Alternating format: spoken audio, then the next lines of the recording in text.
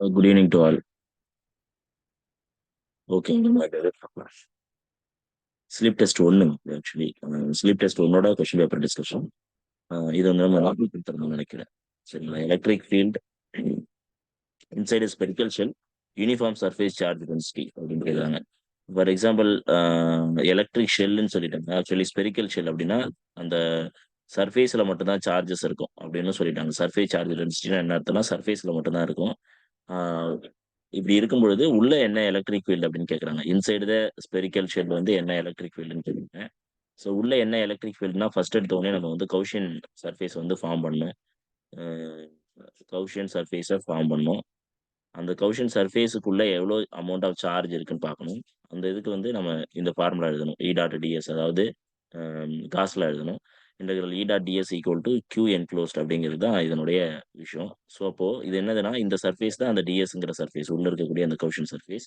அந்த கௌஷன் சர்ஃபேஸுக்குள்ள என்ன இருக்கு அப்படின்னு பார்த்தீங்கன்னா நோ சார்ஜ். ஸோ அப்போ இந்த இதனுடைய ரிசல்ட் என்னது? இன்டெகிரல் இ டாட் டிஎஸ் இது வந்து சார்ஜ் என்க்ளோஸ்டு பார்த்தீங்கன்னா அதுக்குள்ள இருக்கிறது வந்து 0. ஸோ அதனால நம்ம என்ன பண்ணலாம் அப்படின்னா இந்த இதுக்கான ஆன்சர் வந்து 0 அப்படின்னு எடுத்துட்டு போகலாம். அடுத்து வந்து செகண்ட் கொஷின்.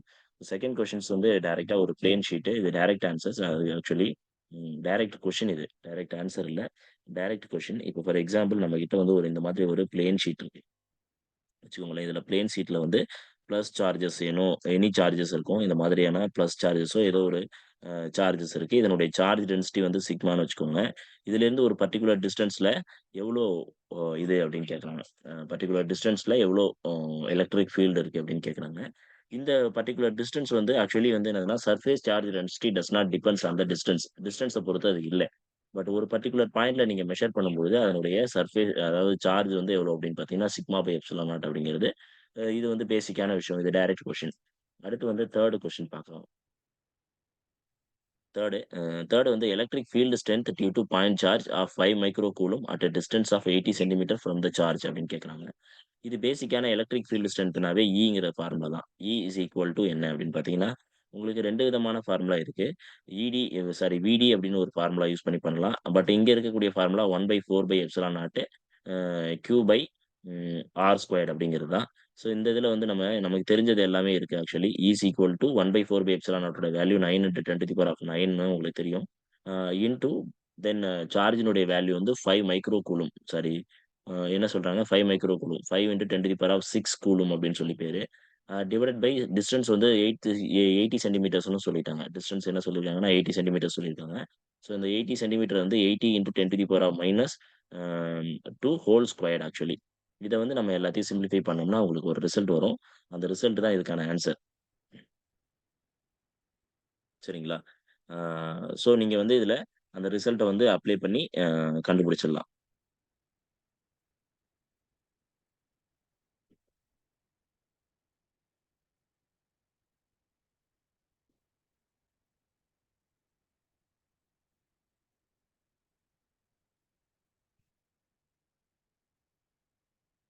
சரிங்களா? ஸோ அப்படி பண்ணீங்க அப்படின்னா உங்களுக்கு ரிசல்ட் என்ன வருது அப்படின்னு பாருங்களேன். இது வந்து 9 × 10⁻9 9 × 10⁻9 இன்டூ 5 × 10⁻6 டிவைடட் பை இந்த 8 8 64. ஸோ 6400 இன்டூ 10⁻4 வந்துடும். சரிங்களா? 4 அதை வந்து நம்ம 2 to 4 வந்துடும். சரிங்களா? ஸோ இந்த மாதிரி வருது. ஸோ இதை நீங்க சிம்பிளிஃபை பண்ணணும். சிம்பிளிஃபை பண்ணா உங்களுக்கு என்ன வரும் அப்படின்னு பார்த்தீங்கன்னா இது இன்னும் 0.64ன்னு எழுதலாம். அஹ் நீங்க ஓகே இருங்க. ஒரு நிமிஷம். ஈக்குவல் டு என்ன எழுதலாம்னா 9545 அப்படியே எழுதலாம். நீங்க இல்லைன்னா உங்களால முடிஞ்சா சிம்பிளிஃபை பண்ண முடிஞ்சாலும் சிம்பிளிஃபை பண்ணலாம். சிம்பிளிஃபை எப்படின்னா ஒரு 5ஆலையும் இதாலையும் டிவைட் பண்ணலாம். டிவைட் பண்ணா உங்களுக்கு என்ன கிடைக்கும்? 1 5 மீதி 14 2 2 5 10 மீதி 4 8 5 40. சரிங்களா? 8 5 40. ஸோ 1280 வரும். ஓகே. இந்த மாதிரி வரும். ஸோ இத இன்னும் ஃபர்தரா நீங்க சிம்பிளிஃபை பண்றீங்க அப்படின்னா, நீங்க போட்டு தான் பார்க்கணும் ஆக்சுவலி. திரும்பி 9ஆல இத டிவைட் பண்ணி பார்க்கணும். முடிஞ்ச அளவுக்கு எந்த அளவுக்கு நம்மளால சிம்பிளிஃபை பண்ண முடியுமோ, அந்த அளவுக்கு சிம்பிளிஃபை பண்ணணும். ஸோ சிம்பிளிஃபை பண்ணதுக்கு அப்புறம் வந்து உங்களுக்கு என்ன ரிசல்ட் கிடைக்கும் அப்படின்னு பார்த்தீங்கன்னா, you will get answer B. அதாவது 7 7 × 10⁻⁻6 4 நியூட்டன் பெர் கூலும் அப்படின்னு கிடைச்சிரும். நீங்க சிம்பிளா வந்து அம் இத ஐடென்டிஃபை பண்ணிடலாம். சரிங்களா? ஸோ கொஞ்சம் இந்த கால்குலேஷன் போடுற டெக்னிக்ஸ் கொஞ்சம் கத்துக்கணும். சரிங்களா? அது மல்டிப்ளிகேஷன், டிவிஷன்ஸ் கொஞ்சம் நல்லா தெரியணும். கொஞ்சம் ஃபாஸ்ட்டா போடணும். நம்ம இத வந்து மல்டிப்ளை பண்ணிட்டு இருக்கலாம். பட் நேரம் ஆகும் அப்படிங்கிறதுனால நான் வேகமா போறேன். அடுத்து வந்து electric field intensity at a point in in between 2 parallel sheets. சரிங்களா? In between the 2 parallel sheets அப்டின்னா என்ன? With like charges of same surface charge density அப்டின்னு கேட்குறாங்க. அ இது பேசிக்கா வந்து என்ன கேட்குறாங்கன்னா, இந்த மாதிரி தான். இந்த மாதிரி ஒரு சர்ஃபேஸ் சார்ஜ் டென்சிட்டி இருக்கு. இங்கேயும் ஒரு ஷீட் இருக்கு ஆக்சுவலி. இந்த மாதிரி 2 ஷீட்லயும் வந்து சார்ஜஸ் இருக்கு. இந்த 2 சார்ஜஸும் என்ன சார்ஜஸ்ன்னு சொல்லியிருக்காங்கன்னா, சேம் சார்ஜஸ்ன்னு சொல்லியிருக்காங்க. அப்படித்தானே? Electric field intensity at a point in between the parallel sheet with like charges. Like சார்ஜஸ்னா சேம் சார்ஜஸ்ன்னு அர்த்தம். அன்லைக் சார்ஜஸ்னா ஆப்போசிட் சார்ஜஸ்ன்னு பேரு. அப்போ வந்து லைக் சார்ஜஸ் அப்ப இந்த இடத்துல என்ன இருக்கும்? லைக் சார்ஜஸ் வரும்பொழுது என்ன எலக்ட்ரிக் ஃபீல்டு? அன்லைக் சார்ஜஸ் வரும்பொழுது என்ன எலக்ட்ரிக் ஃபீல்டு அப்படிங்கிறது வந்து நமக்கு தெரிஞ்சிருக்கணும். சரிங்களா? ஸோ இது நான் கிளாஸ்ல சொல்லிக் குடுத்துருக்கேன்னு நெனைக்கிறேன். யாராவது கிளாஸ் அட்டெண்ட் பண்ணவங்க இருந்தா சொல்லுங்க. லைக் சார்ஜஸ் வரும்பொழுது என்ன இதுல ரிசல்ட் வரும்? சார் இது 0 sir answer. Like charges light வந்தா இருந்தா 0 sir. Okay. 0 unlike sir. Charges வந்தா சிக்மா பை இந்த எப்சிலான் சார். இந்த இடத்துல செகண்ட் ஈயினுடைய ஆப்ஷன். வேல்யூ வந்து 0 சரிங்களா? இந்த பக்கம் வந்து எவ்வளோ இருக்கும்? இந்த பக்கம் இருக்க எவ்வளோ இருக்கும்? வெளியில அவுட் சைடு எவ்வளோங்க இருக்கும்? Any idea? Sigma out by side epsilon naught. Sigma by epsilon naught. Sigma by epsilon. இங்க சிக்மா பை எப்சிலான் நாட். இப்ப அன்லைக் சார்ஜஸா இருந்தா என்ன வரும்? உள்ள சிக்மா பை எப்சிலான் இருக்கு சார். வெளியில 0 இருக்கு சார். உள்ள சிக்மா பை எப்சிலான் நாட் வெளியில வந்து 0. இங்கெல்லாம் 0 மைனஸ் சார். சார்ஜஸ் இருந்துச்சுன்னா இப்படி இருக்கும். இந்த இடத்துல வந்து என்னதுன்னா, சிக்மா பை எப்சிலான் நாட் இருக்கும். Equal to sigma by epsilon naught. இந்த இடத்துல 0, இந்த இடத்துல 0 சரிங்களா? ஸோ இது வந்து நம்ம கிளாஸ்ல நம்ம சொல்லியிருக்கோம்.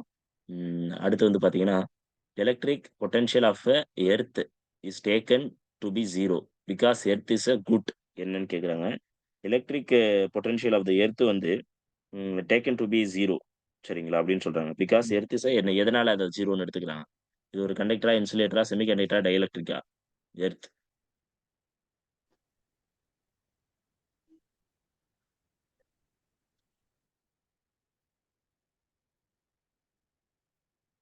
எர்த் வந்து ஒரு குட் கண்டக்டர்ங்க. அதனால தான் எலக்ட்ரிசிட்டி வந்து கோ டூ அ எர்த்துக்கு போறதுக்கான ரீசன் அதுதான். அதனால தான் நம்ம எர்த் சிஸ்டமே அ இன் எலக்ட்ரிக்கல் ஒயரிங்ல யூஸ் பண்ணிக்கிட்டு இருக்கிறோம். சரிங்களா? ஸோ அதுக்கடுத்து வந்து if an insulated non conducting sphere of radius r has a charge density ρ, then electric field at a distance r from the centre of the sphere அப்படின்னு கேட்குறாங்க.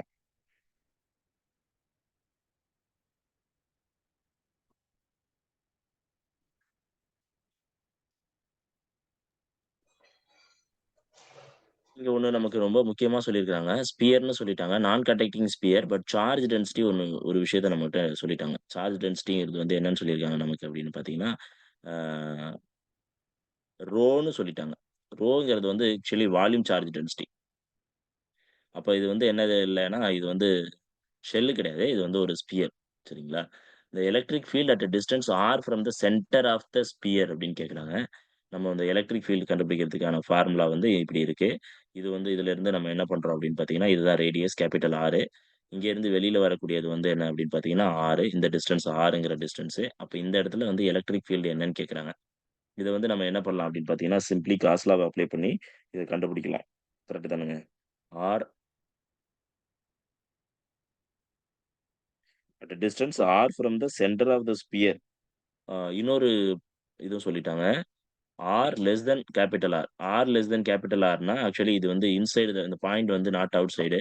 இது வந்து இன்சைட்ல இருக்கு. சரிங்களா? அந்த பாயிண்ட் நம்ம வந்து கேர்ஃபுல்லா பார்க்கணும். ஸோ, அப்ப இன்சைட்னா இந்த இடத்துல இருக்கு. சரிங்களா? இந்த இடத்துல இருக்கு. அப்ப இந்த இடத்துல இருக்கும்பொழுது இதனுடைய சார்ஜ் டென்சிட்டி என்னன்னு கேட்கறாங்க. இப்போ நம்ம என்ன ஃபார்முலா யூஸ் பண்ணோம்னா, E dot ds equal to Q enclosed அப்படிங்கிற ஃபார்முலா தான் யூஸ் பண்ணோம். இங்க Q என்குளோஸ்ட்ங்கிறது வந்து charge enclosed equal to charge density. நீங்க வந்து charge density in form of charge density எழுதுனீங்கன்னா, Q enclosed equal to by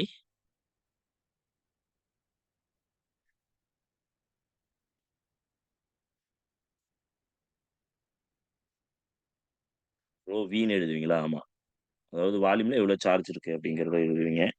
so இப்போ இந்த ஃபார்முலாவை நீங்க யூஸ் பண்ணி நீங்க சிம்ப்ளிஃபை பண்ணீங்கன்னா, உங்களுக்கு இந்த சர்ஃபேஸ் வந்து இங்க உள்ள இருக்கக்கூடிய கவுஷன் சர்ஃபேஸினுடைய இந்த டிஎஸ்ங்கிறது வந்து உள்ள நீங்க கவுஷன் சர்ஃபேஸ் ஃபார்ம் பண்ணணும். எந்த இடத்துல நீங்க கண்டுபிடிக்கிறீங்களோ இந்த டிஸ்டன்ஸ் கவுஷன் சர்ஃபேஸ் ஃபார்ம் பண்ணணும். அந்த கவுஷன் சர்ஃபேஸினுடைய சர்ஃபேஸ் இது. E equal to E into 4 pi r square. சரிங்களா? இந்த ஸ்மால் ஆர் அப்ப இதனுடைய சர்ஃபேஸ் ஏரியா வந்து என்னவா இருக்கும்னா 4 pi r squared equal to இங்க என்ன இருக்கும் அப்படின்னு பார்த்தீங்கன்னா, rho into 4 by 3 pi r கியூப்ன்னு இருக்கும். கரெக்ட்டுங்களா? ஸோ இப்ப இந்த ஸ்கொயரையும், இந்த கியூபையும் கேன்சல் பண்ணலாம். இந்த கியூப்ல மேல இருக்கிறத மட்டும் கேன்சல் பண்ணலாம். இந்த 4 பையவும், இந்த 4 பையவும் கேன்சல் பண்ணலாம். அப்ப எலக்ட்ரிக் ஃபீல்டு வந்து உங்களுக்கு என்ன வரும்? எலக்ட்ரிக் ஃபீல்டு என்ன வரும்னா, rho times r divided by 3 epsilon naught வந்துரும். சரிங்களா? Q enclosed rho by epsilon naught actually. Rho by epsilon naught into Vன்னு வரும்.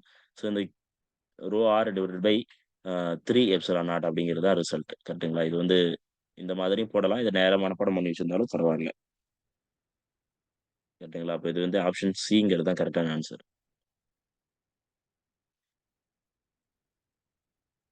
அடுத்து வந்து 2 plates are at a potential -10 volt and with -30 volt. If the separation between the plates to be 2 centimeter, the electric field between them எவ்வளோன்னு கேட்குறாங்க. 2 plates வந்து இருக்கு. ம். Potential இருக்கு. 2 பிளேட்ஸ் இருக்கு. இங்க ஒரு பிளேட் இருக்கு. இங்க இங்க ஒரு பிளேட் இருக்கு. இந்த பிளேட்டினுடைய பொட்டன்ஷியல் வந்து 10 வோல்ட் -10 வோல்ட். இந்த பிளேட்டோட பொட்டன்ஷியல் வந்து 30 volt. If the separation between the plate to be 2 centimetres. அப்ப இந்த பிளேட்டுக்கும் இந்த பிளேட்டுக்கும் இடையில இருக்கக்கூடிய டிஸ்டன்ஸ் வந்து 2 சென்டிமீட்டரா இருந்துச்சுன்னா, uh the electric field between them என்னங்க? Electric field between them.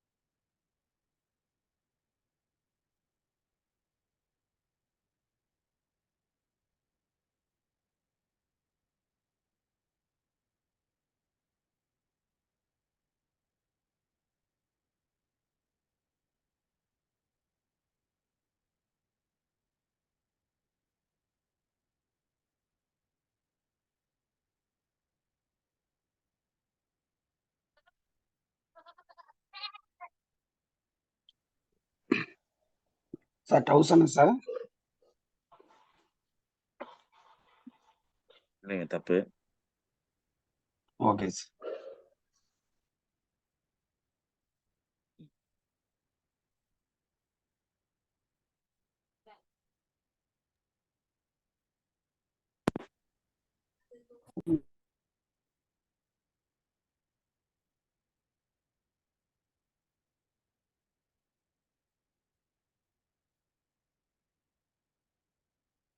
என்ன ஃபார்முலா யூஸ் பண்ணீங்க sir? Sir V equal to ED ஃபார்ம்ல போட்டேன் sir. E equal to V by D இது போட்டேன் சார்.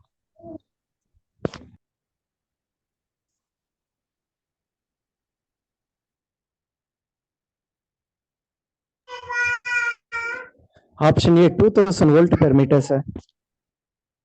2000 volt per metre. என்ன ஃபார்முலா யூஸ் பண்ணீங்க?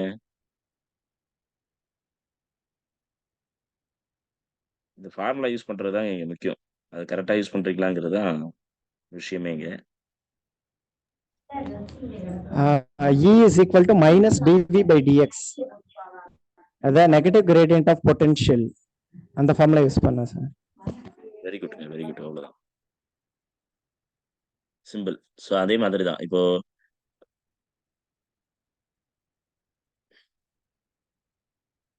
So அந்த ஃபார்முலா யூஸ் பண்ணா இந்த ரிசல்ட் கிடைச்சிரும். Is equal to dV by dx.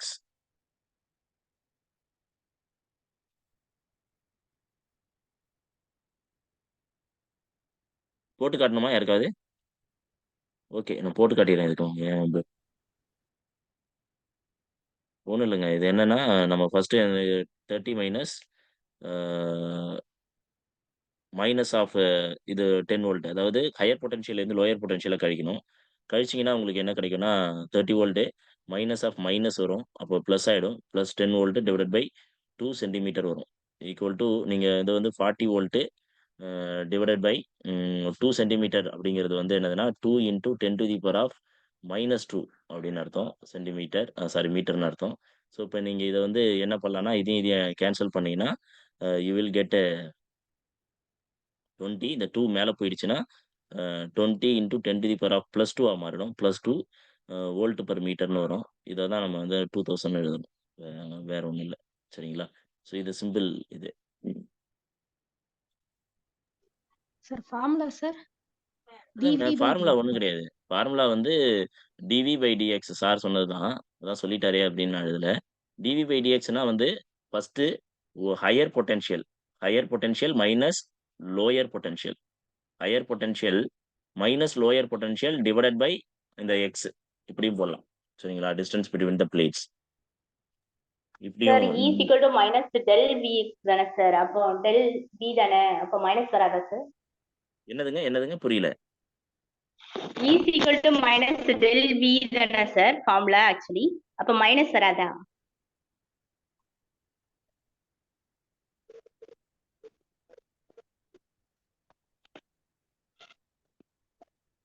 இல்ல இங்க மேக்னிட்யூட்ல தான் பேசுறாங்க. ஸோ அதனால அந்த மைனஸ் நம்ம போட வேண்டிய அவசியம் இல்ல. Okay.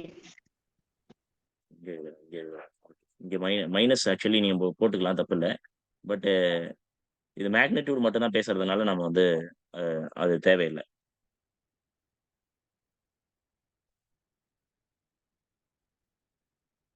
An electric dipole is placed in a uniform electric field. The net electric force on the dipole.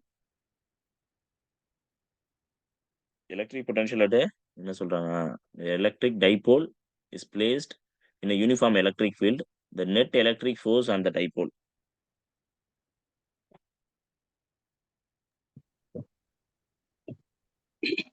It's always 0, sir. Electric அதாவது என்னதுன்னா, நம்ம யூனிஃபார்ம் எலக்ட்ரிக் ஃபீல்டுல எந்த டைப்போல வச்சாலும் அது வந்து இட் வில் நாட் டார்க். சரிங்களா? அது நெட் எலக்ட்ரிக் ஃபோர்ஸ் வந்து என்ன ஆக போகுதுன்னா 0. சரிங்களா? டார்க் ஆகும். பட் வந்து ஃபோர்ஸ் 0. அந்த எலக்ட்ரிக் டைபோல் இஸ் ஏன்னா ஈக்குவலா டார்க் ஆகும். அதனால இது வந்து ஃபோர்ஸ் 0 இஸ் ஆல்வேஸ் 0. கண்டிப்பா வந்து எப்போதுமே இது 0வா இருக்கும். இப்போ கண்டிஷன்ஸ் வந்து நீங்க நான் எலக்ட்ரிக் ஃபீல்டா சாரி என்ன இதுன்னு பார்க்கணும். இங்க வந்து என்ன சொல்றாங்கன்னா, யூனிஃபார்ம் ஃபீல்டா இல்ல நான் யூனிஃபார்ம் ஃபீல்டான்னு பார்க்கணும். நான் யூனிஃபார்ம் ஃபீல்டுக்கு ஆல்வேஸ் 0 அப்படிங்கிறது தான் கரெக்டான ஆன்சர். அதுக்கடுத்து electric potential at equatorial point of small dipole with dipole moment P. Electric potential at the equatorial point of small dipole with a dipole moment P அப்படின்னு கேக்குறாங்க.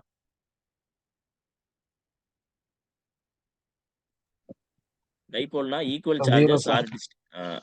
Charges are separated some distance. சரிங்களா?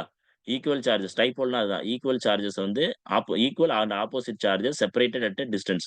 இதுதான் இது. அப்ப equatorial பாயிண்ட்ல electric field at and equatorial பாயிண்ட்னா என்ன இந்த இடத்துலனா இந்த இடத்துல. அப்போ இந்த சார்ஜ்னால ஏற்படக்கூடிய எலக்ட்ரிக் ஃபீல்டு என்ன? அதுக்கப்புறம் இந்த சார்ஜ்னால ஏற்படக்கூடிய எலக்ட்ரிக் பொட்டன்ஷியல் என்ன? சரிங்களா? 2 பொட்டன்ஷியலும் சேமா இருக்கும், ஆப்போசிட்டா இருக்கும். So it will get cancelled. சரிங்களா? அப்ப இதுக்கான ஆன்சர் வந்து 0. Electric potential at equatorial point of small dipole. ஏன்னா potential not at distance based கிடையாது. எலக்ட்ரிக் ஃபீல்டு தான் டிஸ்டன்ஸ் பேஸ்டு. சரிங்களா? Sorry direction based. அப்போ இங்க வந்து நம்ம டைரக்ஷன் பேஸ்ல ஒன்லி ஃபார் ஸ்பீக்கிங் அந்த பொட்டன்ஷியல் மட்டும் தான் பேசுறோம். ஸோ அதனால இந்த பாயிண்ட்ல வந்து என்னவா இருக்கும் அப்படின்னு பாத்தீங்கன்னா இட் வில் பி 0. கரெக்ட்டுங்களா?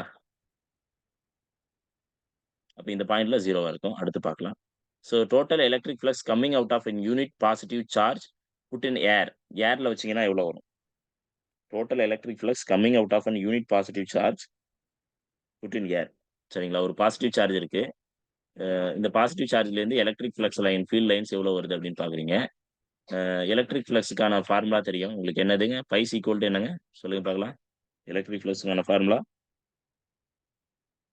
The pi equal to Q by F0. Q/ε0. அப்ப என்ன வரும்? பைஸ் ஈக்குவல் டு 1/ε0 வரும். கரெக்ட்டுங்களா? ஏன்னா 1 கூலும் ஆஃப் சார்ஜ் தான். சரிங்களா? இங்க யூனிட் சார்ஜ் இருந்தா unit positive charge actually. Unit positive சார்ஜ்னா என்ன அர்த்தம்னா 1 coulomb of charge.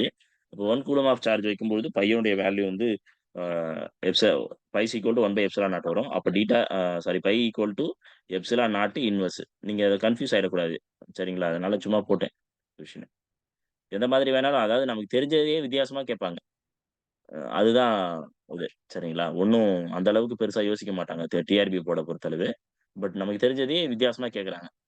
According to the Gauss theorem, electric field of an infinitely long straight wire is proportional to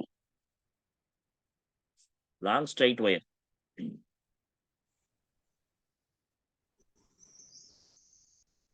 Infinitely long straight wire E க்கு equal வந்து to என்ன 1 by இருக்கும்? 2 pi epsilon lambda by r, sir.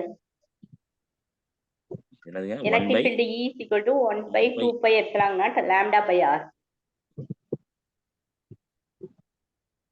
2 pi epsilon naught lambda by r ன்னு வரும். கரெக்ட்டுங்களா? இதை தான் நம்ம எப்படி எழுதுவோம்னா E is equal to lambda divided by 2 pi epsilon naught r ன்னு சில புக்ல டைரக்டா இப்படி எழுதியிருப்பாங்க. ஸோ எப்படி எழுதினாலும் கரெக்ட் தான். சரிங்களா? ஓகே. அப்போ இதுக்கான ஆன்சர் வந்து டி. ஃபார்முலாஸ் கரெக்டா வச்சிருக்கீங்க, பரவாயில்ல. Which of the following is a correct statement of Gauss law for the electrostatic in a region of charge distribution free space?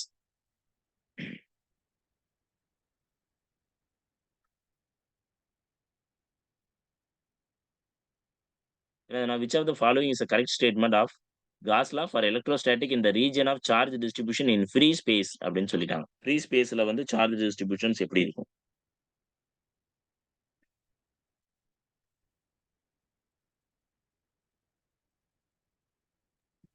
Sir second ஆப்ஷனா சார்?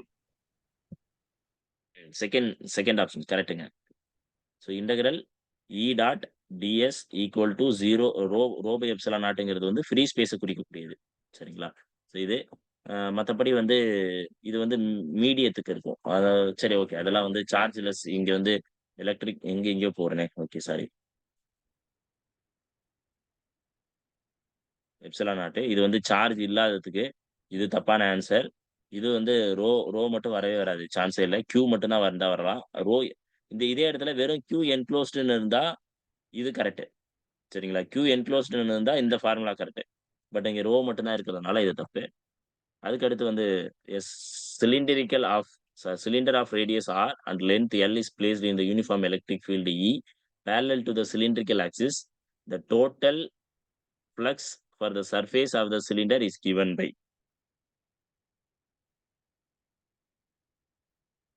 இது டைரக்ட் கொஸ்டின், ஈஸியான question.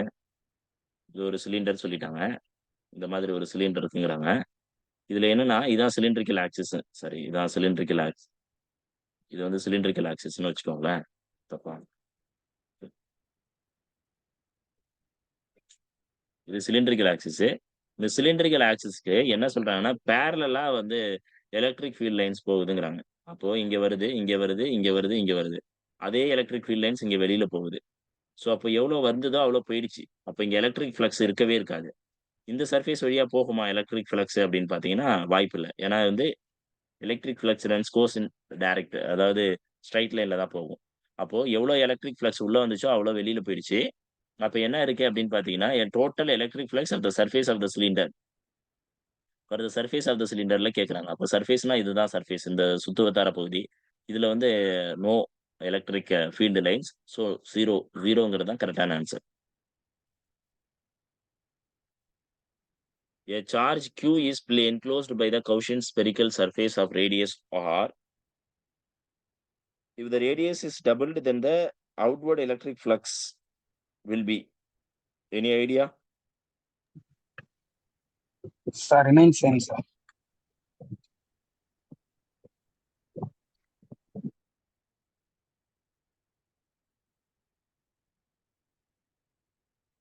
கரெக்டுங்க, super. Remains same. ஏன் remains same அப்படின்னு பாத்தீங்கன்னா ஒரு 10 நிமிஷத்துல close ஆகும் மீட்டிங்கு. க்ளோஸ் ஆச்சுன்னா திருப்பி வந்து ஜாயின் பண்ணுவாங்க. So remains close. இதே லிங்க்லயே ஜாயின் பண்ணுவாங்க.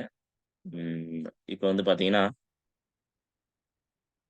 இந்த மாதிரி எடுத்துக்கிறோங்க. இந்த மாதிரி எடுத்துக்கிட்டு இப்போ எலக்ட்ரிக் ஃபீல்ட் ஃப்ளக்ஸ் லைன்ஸ் வந்து பாத்தீங்கன்னா எவ்வளோனா இப்போ ரேடியஸ் தான் டபுள் பண்றோம். ரேடியஸ் டபுள் பண்றோம்னா, இதுல எவ்வளோ கம்மிங் அவுட் எவ்வளோ எலக்ட்ரிக் ஃப்ளக்ஸ் வருதோ, அதே எலக்ட்ரிக் ஃப்ளக்ஸ் தான் இப்ப கௌஷன் சர்ஃபேஸ வந்து நம்ம இன்கிரீஸ் பண்ணிட்டோம்னா, அதாவது டபுள் த ரேடியஸ் இப்படி பண்ணிட்டோம் அப்படின்னா, டபுள் த ரேடியஸ் பண்ணிட்டாலும், உங்களுக்கு வந்து எலக்ட்ரிக் ஃப்ளக்ஸ் வந்து அந்த சர்ஃபேஸ்லேருந்து வெளியில வர்றது வந்து என்ன ஆகுதுன்னா மாறாது. ஏன்னா சேம் சர்ஃபேஸ்லேருந்து தான் உள்ள இருக்கக்கூடிய சார்ஜ், இங்க இருக்கக்கூடிய சார்ஜ்னால வரக்கூடிய எல்லா ஃபீல்ட் லைன்ஸும் சேமா தான் இருக்கும்.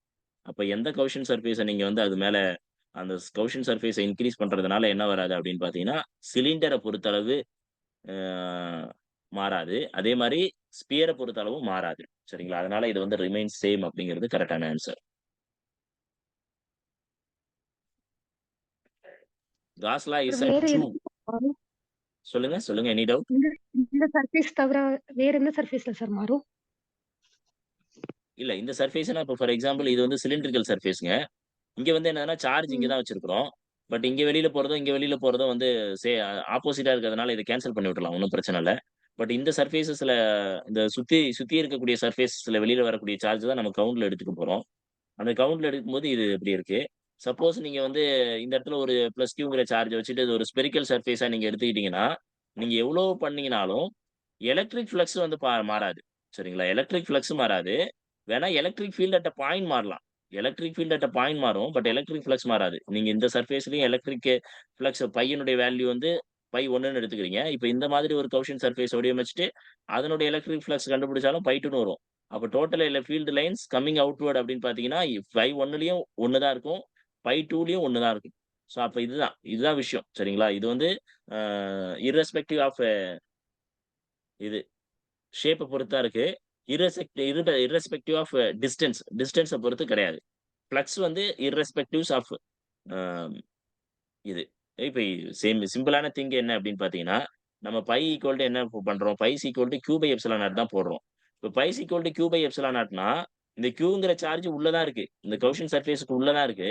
அதனால வந்து நீங்க மாறவே மாறாது. இந்த கியூங்கிறது வந்து மாறாது. இந்த கௌஷன் சர்ஃபேஸ்க்கும் அதே கியூ சார்ஜ் தான். இந்த கௌஷன் சர்ஃபேஸ்க்கும் இத 1வது கௌஷன் சர்ஃபேஸ்க்கும் கியூ சார்ஜ் தான். 2வது கௌஷன் சர்ஃபேஸ்க்கும் கியூ சார்ஜ் தான். அதனால இது மாறாது.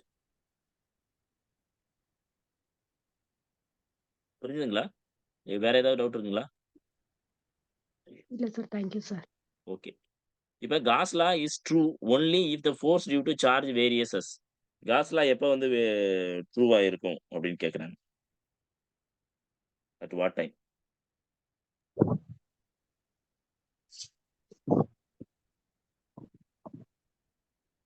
செகண்ட் ஆப்ஷனா சார்? என்னங்க செகண்ட் ஆப்ஷன் கரெக்ட்டுங்க. ஏன்னா காஸ் லா வந்து எப்ப வேலிட்னா force is equal to uh 1/4/எப்சிலான் naught Q1 Q2 divided by R square. அதாவது காஸ் லா எப்ப வேலிட்னா ஒன்லி இன்வெர்ஸ் ஸ்கொயர் ஃபீல்ட் அப்படின்னு சொல்லி படிச்சிருப்போம் நம்ம பாடத்துல. ஏன்னா Gauss law valid only cos law only valid for inverse squared field. Inverse square field. அதுதான் நம்ம இந்த 1/4 இன்வெர்ஸ் ஸ்கொயர்னா இதுதான். சரிங்களா? இந்த ஃபீல்டுக்கு தான் வந்து இப்போ வேலிடா இருக்கும் காஸ்லாம்.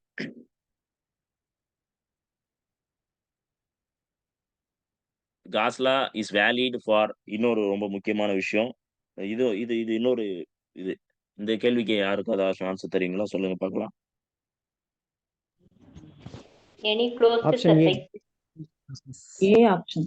ஏ ஆப்ஷன். ஏன்னா காஸ்லா only valid for closed surface. சரிங்களா? இதுல வந்து இன்னொரு வார்த்தையும் சேர்த்துக்கலாம். Only valid for closed surfaces.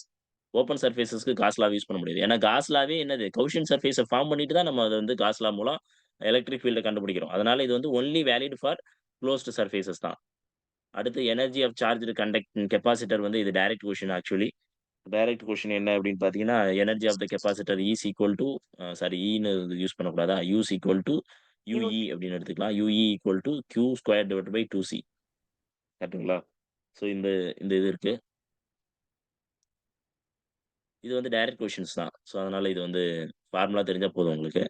Formula படிச்சு வச்சுக்கோங்க. எல்லா ஃபார்முலாவும் important. An electric an electric dipole is kept in non-uniform electric field it experiences. என்னத்தங்க எக்ஸ்பீரியன்ஸ் பண்ணுது? நான் யூனிஃபார்ம் இங்க முதல்ல யூனிஃபார்ம் சொல்லியிருந்தோம். இங்க நான் யூனிஃபார்ம் சொல்லியிருந்தோம். நான் யூனிஃபார்ம்ல வைக்கும்பொழுது அது வந்து ஏதோ ஒரு விஷயத்த எக்ஸ்பீரியன்ஸ் பண்ணும். என்ன எக்ஸ்பீரியன்ஸ் பண்ணும் அப்படின்னு பார்த்தீங்கன்னா, option A sir. Option A force and torque 2யுமே எக்ஸ்பீரியன்ஸ் பண்ணும். சரிங்களா? ஃபார் நான் யூனிஃபார்ம் ஃபீல்டுல dipole experience force and dipole experience force and torque. சரிங்களா? இதே வந்து யூனிஃபார்ம் ஃபீல்டுல என்ன சொல்லும்? என்ன மட்டும் எக்ஸ்பீரியன்ஸ் பண்ணும்? Only torque, not force. So இது கேர்ஃபுல்லா பார்த்துக்கணும்.